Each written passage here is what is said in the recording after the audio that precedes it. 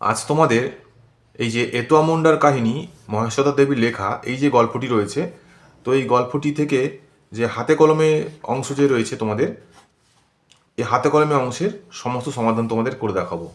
তো এই ভিডিওটি ভালো করে মন দিয়ে দেখো। আশা করি তোমাদের এই যে গল্পটা রয়েছে এই গল্পের সমস্ত সমাধান তোমরা এই ভিডিওর মাধ্যমে দিয়ে পেয়ে যাবে। ঠিক আছে, তো চলো ভিডিওটি শুরু করি। আরেকটা কথা বলি যে এর আগে যে চ্যাপ্টারগুলো তোমাদের রয়েছে সেই চ্যাপ্টারগুলো কিন্তু হাতে কলমের সমাধানগুলো তোমরা এই চ্যানেলে অবশ্যই ভালো করে দেখে নিও। তোমরা সেগুলো তো এর সমস্ত উত্তরগুলো করে দেওয়া হয়েছে, তো সেগুলো দেখে নিও। ঠিক আছে, তো আজকে আমাদের গল্প হচ্ছে এতোয়া মুন্ডার কাহিনী। দেখো প্রথমে যেটা রয়েছে যে ঠিক শব্দটি বেছে নিয়ে লেখো। এখানে কতগুলো প্রশ্ন দেওয়া আছে এবং তার কিছু অপশান দেওয়া আছে। সেই অপশানগুলোর মধ্যে যেটা সঠিক সেটা তোমাদের দাগ মারতে হবে। ঠিক আছে, তো দেখো প্রথম যে যেটা রয়েছে যে 1.1, প্রথমটা হচ্ছে গ্রামটার নাম ছিল, এখানে চারটে অপশান দেওয়া আছে: শালগাড়া, হাতিঘর, হাতিবাড়ি, শালগেড়িয়া। তো গল্পের মধ্যে যেটা আমরা পেয়েছি সেটা হচ্ছে শালগেড়িয়া, এটাই হবে সঠিক অ্যান্সার। ঠিক আছে, তারপরের প্রশ্ন দেখো, মতিবাবু ছিলেন গ্রামের আদিপুরুষ, ভগবান, জমিদার, মাস্টার। তো সঠিক উত্তরটা হবে এখানে জমিদার। ঠিক আছে, তারপরে দেখো এতোয়া শব্দের অর্থ হচ্ছে রবিবার, সোমবার, বুধবার এবং ছুটির দিন। তো এখানে তোমাদের সঠিক উত্তর হবে রবিবার। এতোয়া শব্দের অর্থ হচ্ছে রবিবার। তারপরে দেখো 1.4 এর কোশ্চেনটা হচ্ছে সুরবীর ছিলেন একজন সর্দার, আদিবাসী রাজা, বনজীবী, যাত্রা শিল্পী। তো এখানে সঠিক উত্তরটা হবে আদিবাসী রাজা। ঠিক আছে, তারপরে দেখো 1.5 অ্যান্সার হচ্ছে ডুলং, সুবর্ণরেখা নামগুলি এগুলি কার নাম? এগুলি পাহাড়ের, ঝর্ণার, নদীর কিংবা গাছের, কোনটা হবে? তো এইগুলো সবগুলো কিন্তু নদীর নাম। ঠিক আছে, আশা করি বুঝতে পারলে, তোমাদের সমস্ত সঠিক উত্তর তোমরা পেয়ে গেলে। এবারে দেখো দুয়ের দাগে যেটা রয়েছে এখানে কিন্তু শূন্যস্থান পূরণ করতে বলা হয়েছে এবং এই শূন্যস্থানগুলোর মধ্যে কী কী বসবে পাশে লিখে দেওয়া হয়েছে। তো তোমরা খাতাতে এগুলো তুলে প্র্যাকটিস করবে। ঠিক আছে, দেখো প্রথম যেটা রয়েছে যে 2.1 যে আর হাতিশালাটা ছিল ড্যাশ, তাহলে হাতিশালাটা কী দিয়ে তৈরি ছিল? পাথরের দিয়ে তৈরি ছিল। ঠিক আছে, তারপরে যে প্রশ্নটা রয়েছে দেখো, এতোয়ার দাদু বলে এটা একসময় এটা ছিল ড্যাশ গ্রাম। কি গ্রাম ছিল? না আদিবাসী গ্রাম ছিল। ঠিক আছে, তারপরে যেটা রয়েছে 2.3 যে গাঁয়ের বুড়ো সর্দার ড্যাশ নাতিটার দিকে তাকায়। তো এখানে ড্যাশের জায়গা হবে মঙ্গল, তাহলে মঙ্গল নাতিটার দিকে তাকায়। তারপরে দেখো 2.4 হচ্ছে তবে জঙ্গল তো, এখানে ড্যাশে হবে মা। ঠিক আছে, তারপর 2.5 দেখো ড্যাশ স্কুলের চালাঘরের কোল দিয়ে পথ, তাহলে কোন স্কুলের চালাঘর? এটা হবে প্রাইমারি স্কুলের চালাঘর। ঠিক আছে, আশা করি তোমরা শূন্যস্থান পূরণের সমস্তগুলো উত্তরগুলো পেয়ে গেলে। এখানে দেখো যে শব্দার্থগুলো রয়েছে এই শব্দার্থগুলো কিন্তু তোমরা অবশ্যই মুখস্থ করে নিও, কেন তোমাদের কিন্তু এই শব্দার্থগুলো প্রশ্ন উত্তর লেখার ক্ষেত্রে কাজে লাগতে পারে। ঠিক আছে, এরপরে দেখো রয়েছে যে অর্থ লেখো। এখানে অর্থ লেখো আছে, কয়েকটা শব্দ দেওয়া আছে, বিপরীতার্থ শব্দ এবং সমার্থক শব্দ, এগুলো যে দেওয়া আছে এখানে। আমি কোশ্চেনগুলোর অ্যান্সার কিন্তু আমি তোমাদেরকে খাতায় করে দেখাচ্ছি। ঠিক আছে, তো তোমরা দেখতে থাকো। দেখো লেখার সুবিধার্থে আমি এই যে কোশ্চেনগুলো আমি খাতা লিখে নিয়েছি এবং তোমাদের বোঝাতে সুবিধার জন্য আমি এখানে সলভ করে দেখিয়েছি। দেখো প্রথমে যেটা রয়েছে অর্থ, তাহলে অর্থ লেখক হচ্ছে প্রথমে রয়েছে গর্জন, তাহলে গর্জন শব্দের অর্থ হচ্ছে গম্ভীর আওয়াজ। ঠিক আছে, তারপরে হয়েছে বাগাল, এই বাগাল শব্দের অর্থ হচ্ছে রাখাল। ঠিক আছে, তারপরে দেখো গুঞ্জন, এই গুঞ্জন শব্দের অর্থ হচ্ছে গুনগুন শব্দ। ঠিক আছে, তারপরে দেখো রয়েছে দুলন্ত, তাহলে দুলন্ত হচ্ছে কি না দুলছে এমন। ঠিক আছে, একে দুলন্ত বলা হয়। তারপরে দেখো গোড়া, তাহলে গোড়াটা কীভাবে বলবো আমরা? শুরুর অংশ বিশেষ, তাহলে শুরুর অংশ বিশেষকে বলা হয় গোড়া। ঠিক আছে, তাহলে অর্থ লেখার তোমরা শব্দগুলো পেয়ে গেলে। এই শব্দগুলোর অন্যান্য শব্দ তোমরা বই থেকে পেতে পারো, সেগুলো তোমাদের লিখতে পারো। ঠিক আছে, এরপরে দেখো রয়েছে বিপরীতার্থক শব্দ, তাহলে বিপরীতার্থক শব্দের জায়গায় কি এখানে সব লিখে দেখিয়েছি। তো দেখো তোমরা প্রথমে রয়েছে পূর্বপুরুষ, তাহলে পূর্বপুরুষের বিপরীতার্থক হবে উত্তর পুরুষ। ঠিক আছে, তারপরে দেখো রয়েছে আদি, এর বিপরীত অর্থ হবে অন্ত। ঠিক আছে, তারপরে দেখো কচি, বিপরীতার্থক হবে পাকা। তারপরে দেখো রয়েছে শুকনো, এর বিপরীতার্থক হবে ভেজা। তারপরে হয়েছে বিশ্বাস এবং এর বিপরীতার্থক শব্দ হবে অবিশ্বাস। ঠিক আছে, এবারে তোমাদের দেখো 5 নম্বর যে কোশ্চেন রয়েছে সেটা হচ্ছে সমার্থক শব্দ, অর্থাৎ দুটো শব্দর একই অর্থ। ঠিক আছে, তো এখানে কতগুলো দেওয়া আছে, যেগুলো বইতে দেওয়া আছে সেগুলো এখানে সমার্থক শব্দ লিখেছি। দেখো জল, জলকে বলা হয় কিন্তু বাড়ি, অর্থাৎ বাড়ি মানেও জল এবং জল মানেও জল, তাহলে জলের সমার্থক শব্দ হচ্ছে বাড়ি। নদী, তাহলে নদীর সমার্থক শব্দ কি হতে পারে না, প্রবাহিনী। ঠিক আছে, প্রবাহিনী নদীর আরেক নাম।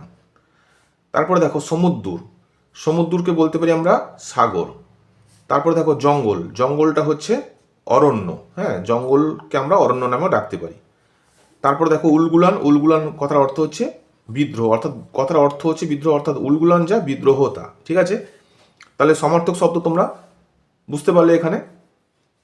এরপরে তোমাদের যেটা রয়েছে সেটা আমি বইতে তোমাদেরকে দেখাচ্ছি। দেখো এখানে এখানে রয়েছে যে ক্রিয়াগুলির নিচে দাগ দাও। তো এখানে কতগুলো বাক্য দেওয়া আছে, তো এই বাক্যগুলোর মধ্যে যেগুলো ক্রিয়া সেগুলোর নিচে দাগ দিতে বলা হয়েছে। তো প্রথমে রয়েছে দেখো, প্রথমে হয়েছে যে সাবু আর শাল গাছের পাঁচিল যেন পাহারা দিত গ্রামকে, তাহলে প্রথমটা হবে পাহারা দিত। তারপরে রয়েছে এখানে যে এখন কেউ চাঁদ দিয়ে বছর হিসাব করে, তো এখানে করে হবে ক্রিয়াপদ। তারপরে দেখো ছোটনাগপুর ছাড়লাম, তাহলে এখানে ছাড়লামটা হবে ক্রিয়াপদ। তারপরে দেখো জঙ্গল নষ্ট করি নাই, তাহলে করি নাইটা হবে ক্রিয়াপদ। তারপরে দেখো যে বাঁচায় তাকে কেউ মারে, তাহলে বাঁচায় এবং মারে এই দুটোর মধ্যে এই দুটোই কিন্তু এখানে ক্রিয়াপদ হবে। ঠিক আছে, আশা করি তোমাদের উত্তর পেয়ে গেলে। এবারে যে কোশ্চেনটা দেওয়া আছে সেটা হচ্ছে দুটি বাক্যে ভেঙে লেখো, একটি করে দেওয়া হলো। তার মানে এখানে একটা বড় একটা বাক্য দেওয়া আছে, এই বাক্যটাকে দুটো অর্থে মানে দুভাগে ভেঙে ফেলতে হবে, যার প্রতিটা অর্থে কিন্তু ভালোভাবে বুঝতে পারা যাবে। তো প্রথমে দেখো গাঁয়ের বুড়ো সর্দার মঙ্গল নাতিটার দিকে তাকায়, একটাই বাক্য। এখানে করে দেওয়া হয়েছে যেটা সেটা দেখো, একটা হচ্ছে গাঁয়ের বুড়ো সর্দার মঙ্গল, আরেকটা হচ্ছে সে নাতিটার দিকে তাকায়। তাহলে এই যে বাক্যটা রয়েছে এই বাক্যটার কিন্তু দুটো ভাগে ভেঙে এখানে করা হলো। ঠিক আছে, তাই একইভাবে কিন্তু বাকিগুলো আমি তোমাদেরকে খাতায় করে দেখাচ্ছি। দেখো এখানে প্রথম যেটা রয়েছে 7.1-এর যে প্রথমটা, এটা কিন্তু বইতে তোমাদের করে দেওয়া হয়েছে, তো বইতে তোমরা দেখলে। এরপরে দেখো যেটা রয়েছে যে হাতিশালাটায় দেওয়াল তুলে ওটা এখন ধান রাখবার গোলা। ঠিক আছে, এটা একটা বাক্য, এটাকে দুভাগে ভেঙে দেওয়া হয়েছে। দেখো প্রথমটা হয়েছে যে হাতিশালাটায় দেওয়াল তুলে দেওয়া হয়েছে, আর দ্বিতীয় নম্বরটা হচ্ছে যে ওটা এখন ধান রাখবার গোলাঘর হয়েছে।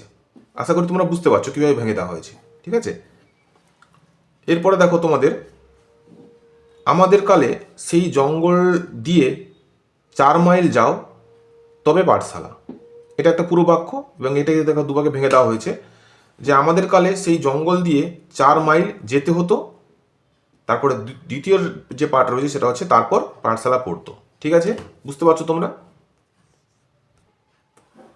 এরপর দেখো এখন ও লাফায় আর নদীর জল কাশবন বুনো ফুল আকাশ সকলকে ডেকে বলে সে কি ভীষণ যুদ্ধ। তাহলে এটা অনেক বড় বাক্য, ওই বাক্যটাকে এভাবে দুভাগে ভাঙা হয়েছে। দেখো প্রথম পার্টটা হচ্ছে যে এখন ও লাফায়, আর দ্বিতীয় পার্টটা হচ্ছে নদীর জল কাশবন বুনো ফুল আকাশ সকলকে ডেকে সে বলে সে কি ভীষণ যুদ্ধ।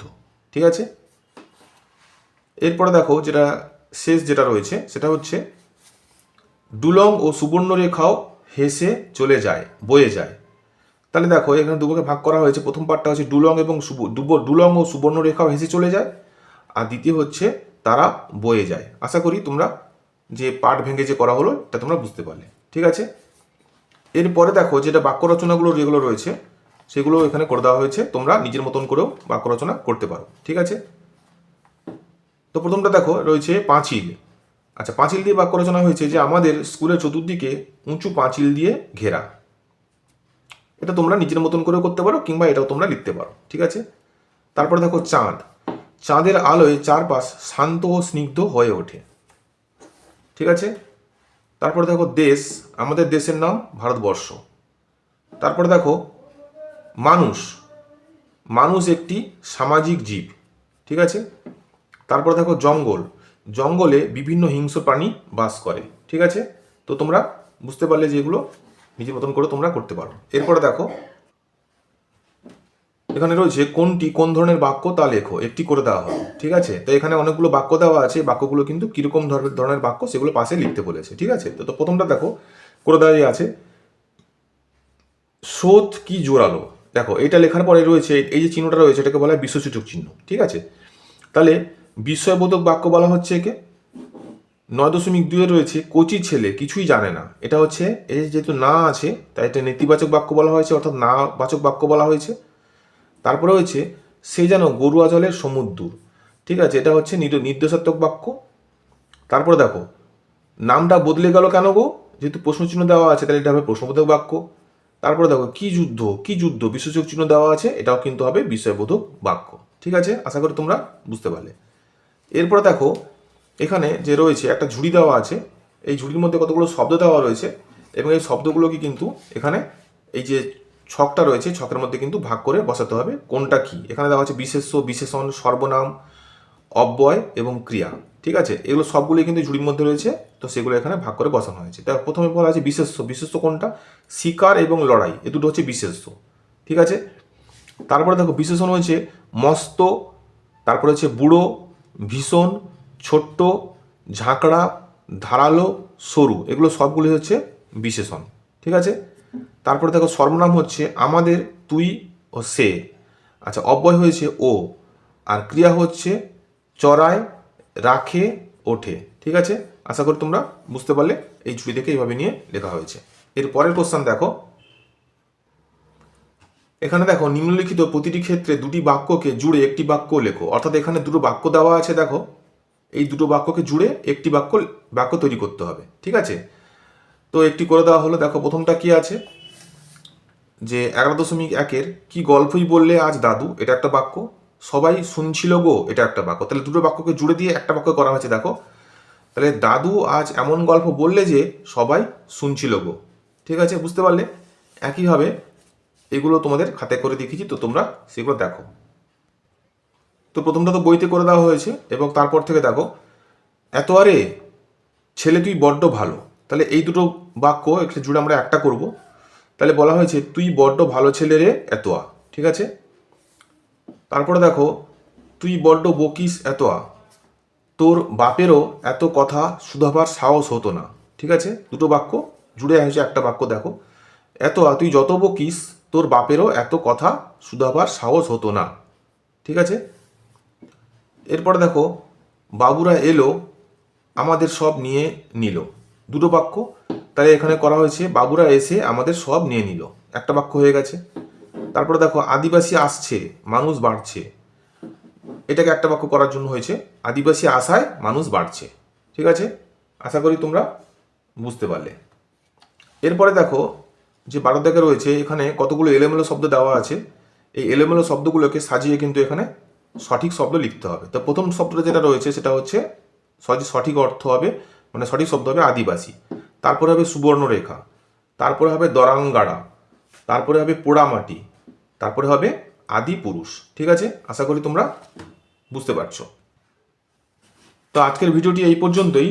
এরপর থেকে এর পরের যে পার্টটা করা হবে সেই পার্টটা কিন্তু এরপর থেকে যে প্রশ্নগুলো দেওয়া রয়েছে, তো এর পরের পার্টে তোমরা অবশ্যই সেই প্রশ্নগুলো দেখতে থাকবে। ঠিক আছে, এখানে যে বাকি প্রশ্নগুলো যেগুলো রয়েছে সেগুলো সব কিন্তু এর পরের পার্টে তোমাদেরকে আমি করে দেবো। ঠিক আছে, তো যারা ফার্স্ট টাইম চ্যানেলটা দেখলে তাদেরকে বলবো তোমরা চ্যানেলটিকে সাবস্ক্রাইব করে নিও, কারণ তোমাদের প্রয়োজনীয় ভিডিওগুলো সমস্ত কিছু খুব ভালোভাবে এখানে পেয়ে যাবে। ঠিক আছে, তো যারা যারা সবাই দেখলে সবাইকে অনেক অনেক ধন্যবাদ। আবার এর পরের পার্টে তোমাদের সঙ্গে খুব শীঘ্রই দেখা হচ্ছে। টাটা।